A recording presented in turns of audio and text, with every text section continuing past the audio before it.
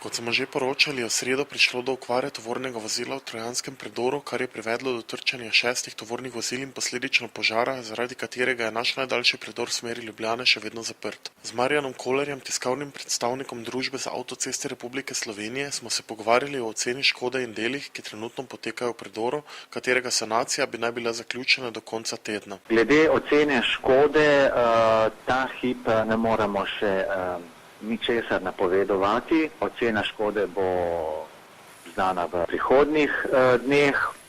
Dejstvo pa je, da je komisija, ki si je danes vnovič ogledala te poškodbe, dokončno ugotovila, da nosilni elementi niso poškodovani, da gre za površinske poškodbe betonov.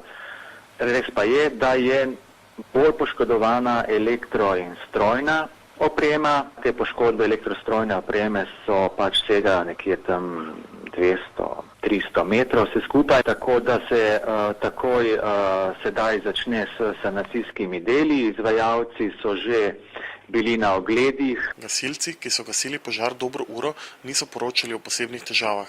Po končanem gašenju pa je bilo treba predor dobro prezračiti zaradi strupenih plinov. Gospoda Kolarja smo poprašali tudi, zakaj ni za dvosmerni promet urejena druga prevozna cev predora, saj bi na ta način morda lahko preprečili 7-kilometrske kolone vozil, ki so se danes dopoldne vile proti prestolnici. Prav hiter odziv vseh služb in kratek čas sanacije sta tista faktorja, zaradi katerih se časovno gledano ne splača preurejati cevi predora, saj je treba v tem primeru vozišče fizično ločiti, nameščanje več kilometrov dolge ograde pa zahteva svoj čas. Poleg tega je treba v času posega promet spet nekam preusmeriti in ponovno smo na obvozu na lokalne ceste. Danes smo še v sodelovanju z gasilci čistili, namreč zaradi izredno močnega dima, saj je masti na vozišču, je predor bilo potrebno še čistiti in to tudi še danes zvečer bo potekalo detaljno čiščenje s posebnimi pralnimi sredstvi, kar bo potem omogočilo